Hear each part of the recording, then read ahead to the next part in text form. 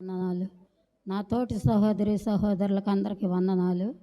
మరి నాకంటే చాలామంది చిన్నవాళ్ళు, నా కుమార్తెలకి కుమారుల వయసులో ఉన్న వాళ్ళకు కూడా దేవుని పేరట మీ అందరికీ వందనాలు, దేవుని స్తోత్రాలు.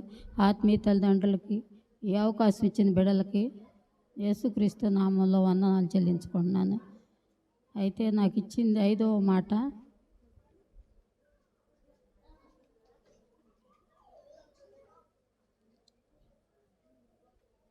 యోహాను సువార్త 19వ అధ్యాయము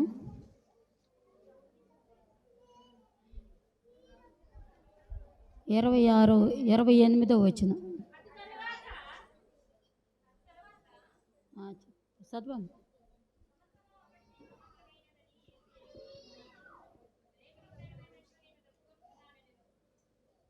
చాలు చాలు. ఏమన్నంటే అటు తర్వాత సమస్తమును అప్పటికి సమాప్తమైనదని యేసు ఎరిగి లేఖనము నెరవేరినట్లు నేను దప్పికొనుచున్నానని. యేసు ప్రభువారు దప్పికొనుచున్నాను అంటున్నాడు.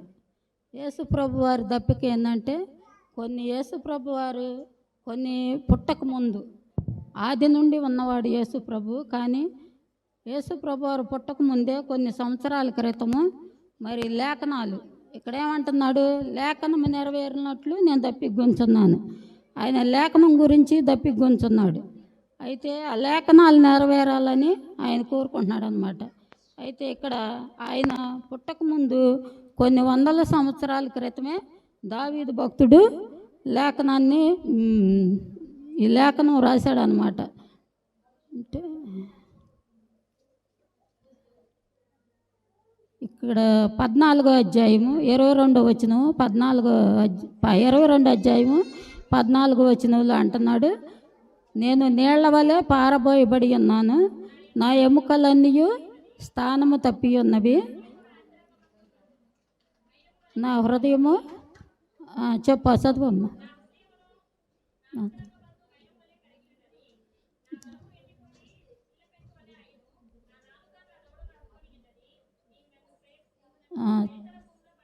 చాలా. అయితే ఇక్కడ ఏమంటున్నాడంటే నా బలము ఎండిపోయి చిల్లపెంకు వలె అయిందంట. ఆయన ఎంత బలవంతుడైన దేవుడు యేసు ప్రభువారు, ఆయన బలం ఎండిపోయి చిల్లపెంకు వలె అయింది. ఎక్కడ? సిలువలో చిల్లపెంకు వలె ఆయన నా నాలుక నా దవడను అంటుకొని ఉన్నది. ఆయన నాలుక ఆయన దవడకు అంటుకుపోయి ఉందన్నమాట. అయితే మరి ఇది యేసు ప్రభువారు సిలువ వేయబడినప్పుడు చెప్పిన మాట కాదు. యేసుక్రీస్తు వారు సిలువ వేయబడక ముందు, యేసుక్రీస్తు వారు శరీరధారిగా ఈ లోకానికి రాకముందు కొన్ని వందల సంవత్సరాల క్రితమే మరి దావీదు గారు ప్రవశించాడు అన్నమాట లేఖనాల్లో. అయితే ఈ లేఖనం నెరవేరినట్లుగా దేవుడు ఇప్పుడు అంటున్నాడు, లేఖనము నెరవేరినట్లు నేను దప్పికొంచున్నాను అని అంటున్నాడు. అయితే మరి 69వ మాట, దావీదు కీర్తన 69వ మాట 2వ వచనం. నేను మొర్రపెట్టుట చేత అలసి ఉన్నాను, నా గొంతుక ఎండిపోయాను. 69వ అధ్యాయం 2వ వచనం. నేను మొర్రపెట్టుట చేత అలసిపోయి ఉన్నాను, నా గొంతుక ఎండిపోయింది. అయితే యేసుక్రీస్తు వారు ఇవన్నీ ఎప్పుడు జరిగినాయి అంటే సిలువలో ఉన్నప్పుడు జరిగిన. ఎప్పుడు రాశారు? కొన్ని వందల సంవత్సరాల క్రితమే ఈ వాక్య భాగాన్ని రాశాడు అనమాట. దేవుడు రాయించాడు అనమాట దావీదు గారి చేత. అయితే మరి ఆయన లేఖనాల నెరవేర్పు కోసం, మన రక్షణ కొరకు ఆయన దప్పికొని ఉన్నాడు అనమాట. అయితే మరి యేసుక్రీస్తు ప్రభువారి దప్పిక ఏందంట, ఆయన శరీరానుసారమైన దప్పిక కాదు, ఆయన ఆత్మానుసారమైన దప్పిక అన్నమాట. అయితే యోహాను సువార్త 4వ అధ్యాయము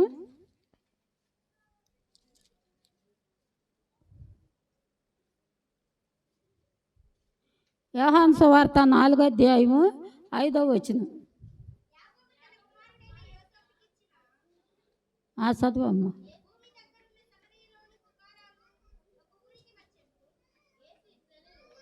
అదే అక్కడ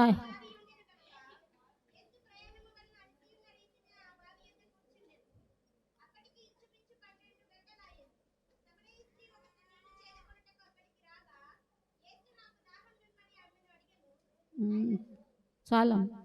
అయితే యోహాను సువార్తలో మరి యేసు ప్రభువారు ఈ భూలోకానికి వచ్చినప్పుడు యేసు ప్రభువారు సువార్త చేస్తా 33.5 సంవత్సరాలు 33.5 సంవత్సరాలు ఉన్నాడు ఈ లోకంలో. 3.5 సంవత్సరాలు సువార్త ప్రకటిస్తూ అనేక ప్రదేశాలు తిరుగుతూ ఉన్నాడు శిష్యుల్ని వెంట పెట్టుకొని. అయితే ఒకరోజు ఏం చేశాడు, యాకోబు తన కుమారుడైన యోసేపుకి ఇచ్చాడంట బావి. యాకోబుకి 12 మంది కుమారులు. అయితే యోసేపు 11వ వాడు అనమాట. ఆ 11వ వాడైన యోసేపుకి ఒక బావి ఇచ్చాడంట యాకోబు. అది సుకార్ అనే ఒక ఊరిలో ఉందంట ఆ బావి. అది పెద్ద బావి ఏం కాదు, చిన్న బావి అని మరి భక్తులు చెబుతారు. అయితే సుకారను ఒక ఊరికి వచ్చాడు యేసు ప్రభువారు. అక్కడ యాకోబు బావి ఉండేను గనుక యేసు ప్రయాణం వలన అలసిన రీతిగానే ఆ బావి వద్ద కూర్చుండెను. అప్పటికి ఇంచుమించు 12 గంటలు ఆయన సమర స్త్రీ ఒకతే నీళ్లు చేదుకోవటానికి ఆ బావి దగ్గరకు వచ్చిందనమాట. అయితే యేసు ప్రభువారు ఏమంటున్నాడు, స్త్రీ ఒకటి వచ్చును. అక్కడికి రాగా యేసు నాకు నా దాహమునకిమ్మని ఆమెను అడిగాను. ఆమెని ఏమడుగుతున్నాడు, నీళ్ళు అడుగుతున్నాడు. నాకు దాహమునకి నీళ్ళు ఇవ్వమని అడుగుతున్నాడు. అప్పుడు ఆ స్త్రీ ఏమంటుంది, నేనైతే సమరయ స్త్రీని, మీరైతే యూదులు.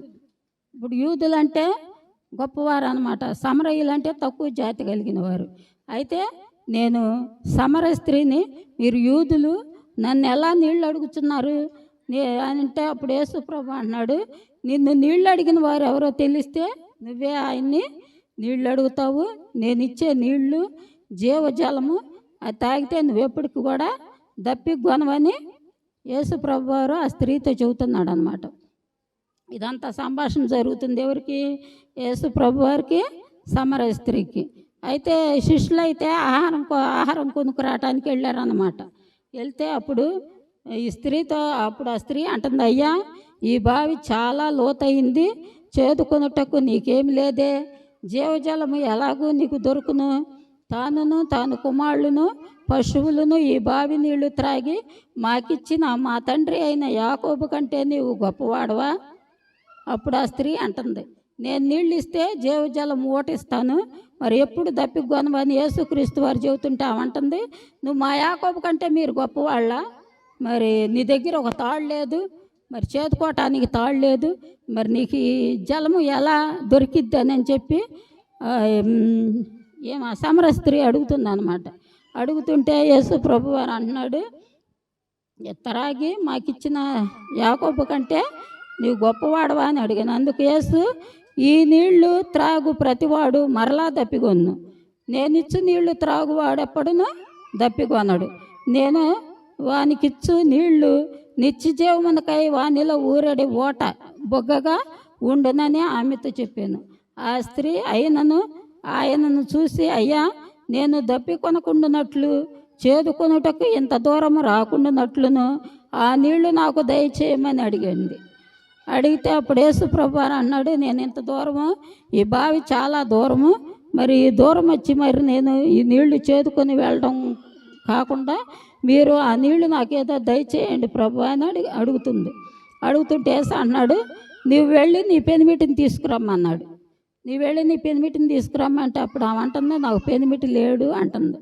పెనిమిటి లేడంటే యేసు ప్రభు వారు ఏమంటున్నాడు, నీకు పెనిమిటి లేడన్నమాట నిజమే, కానీ నీకు 5 పెనిమిట్లు ఉన్నారు అని చెప్పాడు. చేతే అప్పుడు యేసు ప్రభు ఆమె మనోనేత్రాలు తెరవబడ్డాయి అన్నమాట.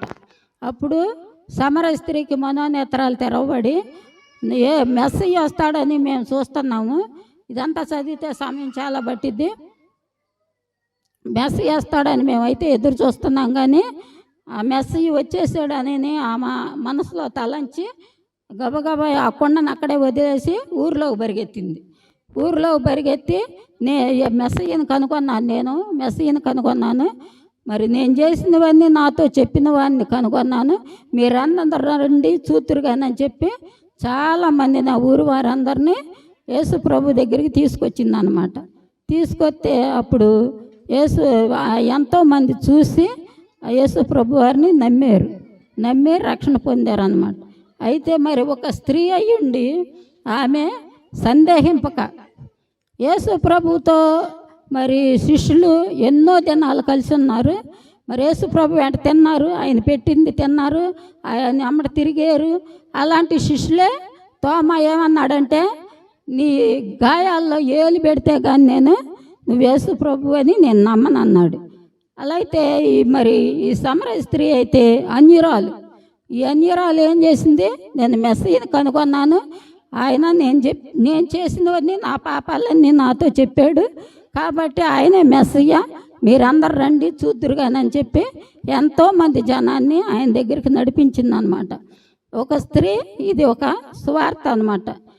ఒక స్త్రీ ఎంతోమందిని రక్షణలోకి నడిపించింది.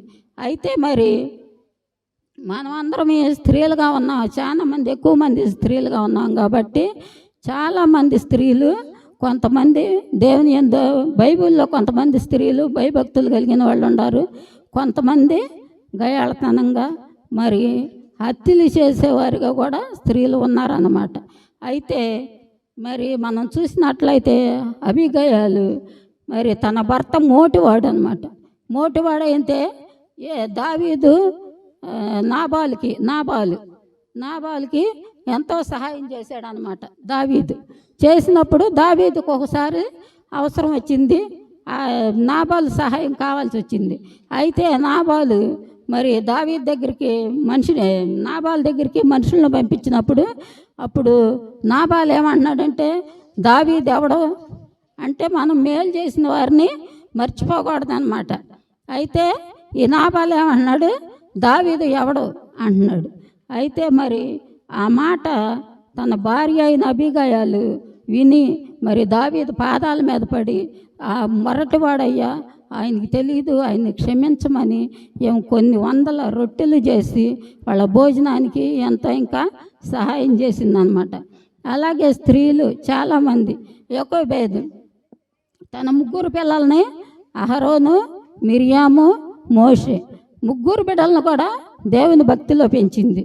అయితే మరి ఒక్కళ్ళు కూడా అహరోను యాజకుడు, మిరియాము మరి ప్రవక్తనే అయ్యింది, మోషే నాయకుడు అయ్యాడు. అయితే మరి అంత గొప్ప తల్లులు బైబిల్లో ఉన్నారన్నమాట. అయితే మరి సరే చాలామంది స్త్రీలు మరి దేవునికి వ్యతిరేకంగా ఉన్న స్త్రీలు ఉన్నారు, దేవునికి మంచి చేసిన స్త్రీలు, దేవునికి మంచి చేయటం కాదు, దేవుని పట్ల కృతజ్ఞత కలిగి మరి కొంతమందిని మరి లూదియా ఎంతోమందిని దేవుని వైపు తిప్పింది. మరి అనేక మంది స్త్రీలు, రాహాబును వేశ్య ఏం చేసింది, ఆమె ఒక వేశ్యతనంలో ఉండి కూడా రాహాబు మరి యేసుక్రీస్తుకు మోషే మరి కొంతమందిని పంపించినప్పుడు వాళ్ళని దాచిపెట్టి వాళ్ళకి సహాయం చేసి మరి ఆమె ఎంతో తన కుటుంబాన్ని రక్షించుకుందన్నమాట. అలాగే స్త్రీలు ఎంతోమంది దేవుని యందు భయభక్తులు కలిగి ఉన్నారు. మరి ఒక స్త్రీ గురించి చెబుతాను. మరి యెజబేలు ఏం చేసింది, తన భర్త ఒక తోటని అడిగాడు, రాజనగరకు ఆనుకుని ఉండ నాబోతు తోటని ఆశపడ్డాడు, కూర తోటకి. ఆయనకి ఆహాబు రాజు అంటే ఎంత పొలం ఉండి ఉంటుంది, ఎన్ని ఆస్తులు ఉండి ఉంటాయి, ఎంతో ధనము ఎంతో ఉండి ఉంటుంది. అయితే ఒక పేదవాడైన నాబోతు ద్రాక్ష తోట ఆయన నగరను ఆనుకుని ఉన్నప్పుడు ఆ ద్రాక్ష తోట మీద ఆశపడ్డాడు అనమాట. అది ఆయన కూర తోటకు కావాలంట. అంత పొలం ఉందగా ఎక్కడ పెట్టుకోకూడదు ఆయన కూర తోట, ఒక నాబోతు తోట అడిగితే అప్పుడు దాని మీద ఆశపడినప్పుడు నాబోతుని పిలిపించి అడిగితే నాబోతు ఏం చేసాడంటే, నేను ఏదో మిమ్మల్ని ఇసుకుతున్నాము, క్షమించండి. అయితే స్త్రీలు మనం ఎంతోమంది ఉన్నాం కాబట్టి స్త్రీ గురించి ఒప్పుదలుచుకున్నాను. అయితే యెజబేల్ నాబోతుని తోట అడిగినప్పుడు నాబోతు ఏమన్నాడు, ఇది నా పితరులు నాకు ఇచ్చింది. ఇటువరకు మనం అయితే ఇప్పుడు ఏదైనా సరే అమ్మేసుకునే స్థితిలో ఉంటాం కొంతమంది. కానీ ఇటువరకటి వాళ్ళు ఏం చేసేవాళ్ళు అంటే పిత్తరాజ్యతాన్ని అమ్ముకోవడానికి ఇష్టపడేవాళ్ళు కాదు. వాళ్ళకిచ్చిన పితరులు వాళ్ళకిచ్చిన ఆస్తి ఏదైనా ఉందంటే వాటిని ఎంతో గౌరవంగా కాపాడుకునేవాళ్ళు. నాబోతు కూడా ఈ ద్రాక్ష తోట నా పితరులు ఇచ్చింది, నేను అమ్మను అన్నాడు. అమ్మను అన్నప్పుడు మరి ఏదో ఒక పరిష్కారం చేసుకోవాలి. కానీ ఈయనైతే అలిగి మూతి ముడుచుకుని పడుకున్నాడు. పడుకున్నప్పుడు తన భార్య ఏం చెప్పాలి? మంచి భార్య అయితే ఏం చెప్పాలి? ఏందంటే రాజుగారు, ఆయన అరెకరం ఉంది, ఆయనకి అరెకరం మామూలుగా నేను చెబుతున్నా, ఆ కొంచెం ఏ అరెకరం ఉందో మనకింత ఉంది కదా, మరి ఎందులో కూర తోట పెట్టుకుంటే సరిపోదు, మరి ఆయన్ని ఈయన అన్నప్పుడు నువ్వు అలగటం ఎందుకని చెప్పి సర్ది భర్తకు చెప్పుకోవాలి. కానీ ఏమేం చేసింది? నువ్వు లేచి స్నానం చేసి తిను, ఆ తోటని ఎట్టరాదో నేను చూస్తానని చెప్పి దొంగ ప్రవక్తలను పెట్టి అబద్ధం ఆడించి నాబోతుని చంపించి ఆ ద్రాక్ష తోట ఆక్రమించుకుంది యెజబెలు. అయితే మరి దేవుడు ఊరుకుంటాడా? దేవుడు ఊరుకోడుగా. నీతిమంతుల్ని అంటుకుంటే దేవుడు ఊరుకోడు కాబట్టి, నాబోతు నీతిమంతుడు కాబట్టి, మరి నాబోతు రక్తం ఎక్కడైతే నాకినీయో, నీ యెజబెలు రక్తము తన భర్త రక్తం కూడా కుక్కలు నాకుతాయి అని చెప్పి దేవుడు సెలవిచ్చాడు అన్నమాట. సెలవిస్తే మరి అహాబు రాజు యుద్ధంలో చనిపోయాడు. మరి ఆ రక్తము పారుతుంటే నీళ్ళల్లో కడుగుతుంటే ఆ రక్తం కుక్కలు నాకినాయి. మరి యెజబెలు అయితే మరి తన కుమారుణ్ణి చంపటానికి వస్తేనంట, యెజబెలు అసలు కుమారుణ్ణి చంపటానికి వస్తే అసలు ఆ తల్లి ఎంత దుఃఖించిద్ది. కుమారుణ్ణి చంపటానికి వస్తే ఆ తల్లి అంట ముఖానికి రంగు వేసుకొని మరి ఆమె వేషధారణగా మరి మిద్ది మీదకి వెళ్ళిందంట. మిద్ది మీదకి వెళితే అప్పుడు మిద్ది మీద ఒక కిటికీలో నుండి కూర్చుంటే ఆమె కూడా కిటికీలో నుంచి కింద పడి తునకలు అయిపోయి చనిపోయిందంట. చనిపోతే ఆమె రక్తం కూడా కుక్కలు నాకినాయి. అలాంటి మనము స్త్రీలమే అనేక మంది ఉందాం కాబట్టి స్త్రీలం అనేవాళ్ళం మనము బిడ్డల్ని చిన్నప్పటి నుంచి భయభక్తులుగా పెంచుకోవాలి. మరి మనం దుర్నీతి పరులుగా ఉండకూడదు, మరి గయ్యాళతనంగా ఉండకూడదు. ఒక మాట సామెతలో ఒక మాట చెబుతుంది, అయితే నేను అంత ఎవరైనా చెప్పలేను కానీ, అయితే ఒక చోట అంటాడు, గయ్యాళి అయిన భార్యతో కాపురం చేయటకంటే మిద్ది మీద ఒక మూలను కూర్చుండటం మేలు అంట. అలాంటి గయ్యాళతనంగా మనం ఉండకూడదు. మరి అయితే స్త్రీలు అణిగి ఉండాలని దేవుని వాక్యం చదివిస్తుంది. కానీ స్త్రీలు కూడా మరి మంచిగా జీవించాలి. స్త్రీలే కాదు, పురుషులు కూడా. స్త్రీలు భర్తలకు లోబడి ఉండమంటున్నాడు. భర్తలను కూడా వాళ్ళ భార్య లోబడి ఉన్నది, భర్త తను ఇష్టం వచ్చినట్లు చేయమని కాదు. భార్యని ప్రేమించాలి. వాళ్ళు కూడా భార్యలను ప్రేమించి భర్తలకు భార్య లోబడి ఉండి బిడ్డలను కూడా చిన్నప్పటి నుంచే భయభక్తులతో పెంచుకొని దేవుని మందిరంలోకి వస్తే, ఇప్పుడు ఏంటంటే లోకంలో ఉన్నారు అనుకో, బిడ్డలు పాపాలకు బానిసలు అవుతారు. అదే దేవునికి వచ్చారనుకో, ఒక మాట కాకపోయినా సేవకుడు చెప్పే మాటలో ఒక మాట కాకపోయినా ఒక మాట అయినా వారికి తగిలిద్ది. మనం ప్రార్థనకి వెళ్తున్నామే, మనం పాపం చేయకూడదు, మరి వేరే విధంగా మనం ఉండకూడదు అని చెప్పి మరి కొంత వారికి మనసులో నాటుకుంటుంది అన్నమాట. అందుకని మనం అందరం ఆడవాళ్ళుగా ఉన్నాం కాబట్టి బిడ్డలందరిని కూడా ఇప్పటి నుంచే భయభక్తులుగా పెంచాలి. అయితే ముఖ్యంగా నేను ఈ సమరయ స్త్రీ గురించి మాట్లాడుతూ ఈ స్త్రీల్లోకి వెళ్ళాను. అయితే ఈ సమరయ స్త్రీ అయినప్పటికీ ఎంతోమందిని దేవుడి దగ్గరికి నడిపించింది అన్నమాట. మనమైతే ఎంతో భక్తిహీనులుగా ఉంటున్నాం. అదే హిందువులు మారితే ఎంతో నిష్ఠగా దేవుని యందు భయభక్తులు కలిగి ఉంటారు. మనమైతే మరీ నామకార్థంగా భయం లేని వారుగా మన కులంలో జీవిస్తున్నాము. మనం కూడా మరి మార్పు చెంది దేవుని యందు భయభక్తులు కలిగి ఉండాలని ఆశిస్తున్నాను. మరి దేవుడు మరి 5వ మాట, నేను దప్పికొంచున్నాను అంటున్నాడు. దేవుడు దప్పికొంచున్న శరీరానుసారంగా కూడా దేవుడు ఆత్మానుసారమైన దప్పిక, శరీరానుసారమైన దప్పిక కూడా ఉండొచ్చు. ఎందుకంటే యేసు ప్రభు వారిని సిలువ వేసి మరి ఆ రాత్రి పట్టుకున్నారు. ఆ గురువారం నైట్కే పట్టుకొని మరి యేసు ప్రభు వారిని అనేక చోట్లకి తీర్పుకు తిప్పారు. అక్కడికని ఇక్కడికని తీర్పుకు తిప్పినప్పుడు ఈ లోపు ఏమన్నా ఆహారం కానీ మంచినీళ్ళు కానీ ఇచ్చారా? ఇవ్వాల. అయితే మరలా ఉదయాన్నే సిలువేసి మరి ఎండలో ఆయన్ని యెరూషలేము వీధుల్లో ఈడ్చుకుంటా కొరడాలతో కొట్టుతూ ఆయన్ని ఎంతగానో హింసించారన్నమాట. అయితే మరి రక్తం అంతా కూడా సిలువేసినప్పుడు ఆయనకు ఒక ముండ్ల కిరీటాన్ని అల్లి, ఆ ముళ్ళంట సేవకులు చెబుతారు ఇంత పొడుగుని అయ్యేవేది ముళ్ళంట. ఆ ముళ్ళతో కిరీటాన్ని తల మీద పెట్టి ఒక్కసారిగా రెల్లితో కొట్టినప్పుడు ఆ ముళ్ళన్నీ శిరస్సులోకి దిగిపోయి రక్తము ఇలా ముఖం మీదుగా కారిపోయిందనమాట. కారిపోతే ఎంతో రక్తం పోయింది ఆయనకి. కొరడాలతో కొట్టి చీలుస్తుంటే ఆ కొరడాలకి చివరన మన ఇనప మేకుల్లాగా ఇట్ట కూకుల్లాగా ఉండేవంట. అయితే నేనైతే చూడలేదు, ఆ భక్తులు చెబుతుంటే అన్నమాట. ఆ కొరడాలతో కొట్టి లాగినప్పుడు ఏం జరిగింది, ఆ శరీరం అంతా చీల్చుకొచ్చినాడంట. నా వీపు నాగడిసాళ్ళగా దున్నబడింది అంటాడు ఒక చోట వాక్యంలో. అలాగే మరి ఆ శరీరం అంతా చీల్చబడి ఆ ముండ్ల కిరీటం పెట్టినప్పుడు ఆ రక్తం అంతా పోయి మరి ఆయన శరీరం అంతా కూడా గాయాలతో ఇంచుమించు మరి ఎంత సమయం మరి ఎరుసలేం వీధుల్లో మరి యేసుప్రభు వారిని తిప్పుతూ కొడుతూ ఎంతగానో హింసించి సిలువ వేసి సిలువ మీద కూడా ఆయన 7 మాటలు పలికాడు అనమాట.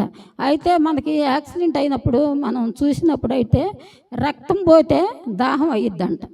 వాళ్ళు యాక్సిడెంట్ అయినప్పుడు వాళ్ళంట దాహం దాహం అంటారంట. అలాగే యేసుప్రభు వారు ఏమన్నా మహిమతో ఉన్నాడా? లేదు. మహిమ ఉందగానే ఆయనకి ఇప్పుడు మన శరీరధారిగా ఉన్నాడు. మనకులాగానే శరీరం ఉంది, మనకులాగానే ఆకలి ఉంది, మనకులాగానే దాహం అయ్యిద్ది, మనకులాగానే యేసుప్రభు వారు జీవిస్తున్నాడు అనమాట. అలాంటప్పుడు యేసుప్రభు వారికి కూడా దాహం అయ్యి ఉంటుంది. అయితే మరి ఇది శరీరానుసారమైన దాహం గురించి యేసుప్రభు వారు అయితే మాట్లాడలేదు, కానీ ఆత్మానుసారమైన దాహం గురించి మాట్లాడాడు. అయితే ఆ దాహం ఏంటంటే మనందరము రక్షణ పొందాలన్నమాట. ఒక్క ఆత్మ కూడా నశించిపోవటం నాకు ఇష్టం లేదు. అందరూ కూడా దేవుణ్ణి నమ్ముకోవాలని ఆయన కోరిక. ఆయన అందుకే మహాకాశంలో సభాపర్వతం మీద ఆసీనుడు అనమాట యేసుప్రభు వారు. అయితే అంత సింహాసనాన్ని వదిలిపెట్టి మన మధ్యకి దిగొచ్చి మరి ఒక ఆ కన్యమేరి గర్భాన్ని ఎంచుకొని అప్పట్లో ఆమె ఎంత పవిత్రురాలో. మరి ఎంతోమంది స్త్రీలు ఉన్నారు అప్పుడు కూడా కన్యకలు, కానీ ఆమె ఎంత పవిత్రంగా ఎంత మంచి మనసు కలిగి ఎంత పరిశుద్ధురాలుగా ఉందో ఆ గర్భాన్ని ఎంచుకొని ఈ లోకానికి వచ్చి మరి 33.5 సంవత్సరాలు జీవించి ఎన్నో స్వస్థతలు చేసి ఎన్నో మరి యేసుప్రభు వారు మరి ఎన్నో రోగాలు తీసివేసి ఎంతో సువార్త ప్రకటించి చివరకు లేఖనం నెరవేరాలని ఇలా సిలువ వేయబడ్డాడు అనమాట. అయితే మరి సహోదరు చెప్పినట్టు ఈయన 30 వెండి నాణ్యాలకు అమ్మేశాడు. కానీ ఆయన ఏం చేశాడు, అమ్మాడు కానీ డబ్బు కాసిపడి అయ్యో ఇంత నీతిమంతుడిని నేను అమ్ముకున్నానా, ఆయన్ని పెట్టే శ్రమలు చూసి ఆయన గుండె కరిగిపోయి మరి ఆయన అయితే అవి అంట వాళ్ళ దగ్గరికి వెళ్తే మాకు అవసరం లేదు, అయ్యేమన్నా చేసుకో, నువ్వు సిలువుకు వేయకుండా మేము వదిలిపెట్టమన్నారంట. అంటే అప్పుడు అవి అక్కడ పారబోసి ఊరేసుకుని చచ్చిపోయాడు ఇస్కరియోతు యోధ. అలాంటి మరి పశ్చాత్తాపడితే దేవుడు సిలువ మీద దొంగలాగా పశ్చాత్తాపడితే మరి ఆయనకు కూడా అవకాశం ఉండేదేమో.